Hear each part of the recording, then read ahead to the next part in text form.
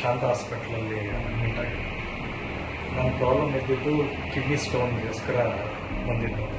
ನಾನು ಸುಮಾರು ಕಡೆ ತೋರಿಸಿದ್ದೆ. ನನ್ನ ಸ್ಟೋನ್ ಸೈಜ್ ಬಂದು 17 mm ಇತ್ತು. ಹಾಗಾಗಿ ಒಬ್ಬರು ಆಪ್ರೇಷನ್ ಮಾಡಬೇಕು ಅಂತ ಹೇಳಿದ್ರು, ಒಬ್ಬರು ಕೀ ಹೋಲ್ ಮಾಡಿ ಅಲ್ಲಿಂದ ಆಪ್ರೇಷನ್ ಮಾಡಬೇಕು ಅಂತ ಹೇಳಿದ್ರು. ಅದಾದಮೇಲೆ ಇಲ್ಲಿ ಶಾಂತ ಹಾಸ್ಪಿಟಲ್ ಬಂದಮೇಲೆ ಡಾಕ್ಟರ್ ಶಿವರಾಜ್ ಅವರು ಡಾಕ್ಟ್ರು ಬಂದು ನನಗೆ ಟ್ರೀಟ್ಮೆಂಟ್ ನೋಡಿ ನನ್ನ ಫೈಲೆಲ್ಲ ನೋಡಿದ್ಮೇಲೆ ಅವ್ರು ಹೇಳಿದ್ರು ಅದೆಲ್ಲ ಸ್ವಲ್ಪ ಕಷ್ಟ ಆಗುತ್ತೆ, ಪ್ಲಸ್ ನಿಮಗೆ ಅನುಕೂಲ ಆಗೋ ಥರ ಪ್ರೊಸೀಜರ್ದಲ್ಲಿ ಮಾಡಿಕೊಡೋಣ ಅಂಥೇಳಿ ನನಗೆ RSRI ಟ್ರೀಟ್ಮೆಂಟ್ ಲೇಸರಲ್ಲಿ ಮಾಡಿಸಿದ್ರು.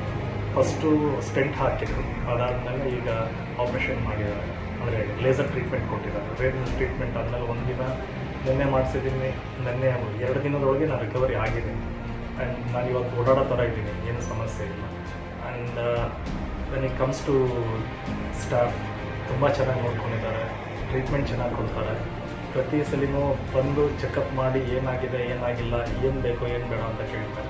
ಬೆಳಗ್ಗೆ ಡ್ಯೂಟಿ ಡಾಕ್ಟರ್ಸ್ ಆಗಿರ್ಬೋದು ಅಥವಾ ನಾನು ಟ್ರೀಟ್ಮೆಂಟ್ ಮಾಡಿರೋ ಡಾಕ್ಟರ್ ಆಗ್ಬೋದು, ಬಂದು ವಿಚಾರಿಸಿ ನೋವಿದೆಯಾ ಅಥವಾ ಏನಾದರೂ ಪ್ರಾಬ್ಲಮ್ ಇದೆಯಾ ಪ್ರತಿಯೊಂದು ವಿಚಾರಿಸ್ಕೊಂಡು ಹೋಗಿ ನಾನು ಟ್ರೀಟ್ಮೆಂಟ್ ಕೊಡ್ತಾ ಇದ್ದೀನಿ. I definitely recommend Shanta hospital. ಯಾಕಂದರೆ ಇದು ಹೋಮ್ಲಿ ಥರ ಇದೆ ಹಾಸ್ಪಿಟ್ಲ್ ಥರ ಅಲ್ಲ, ಹೋಮ್ಲಿ ಆಗಿದೆ. ಹಾಗಾಗಿ ನಾನು ಇಷ್ಟಪಡ್ತೀನಿ ಇಲ್ಲಿ ಹಾಸ್ಪಿಟ್ಲ್ ರೆಕಮೆಂಡ್ ಮಾಡೋದಕ್ಕೆ.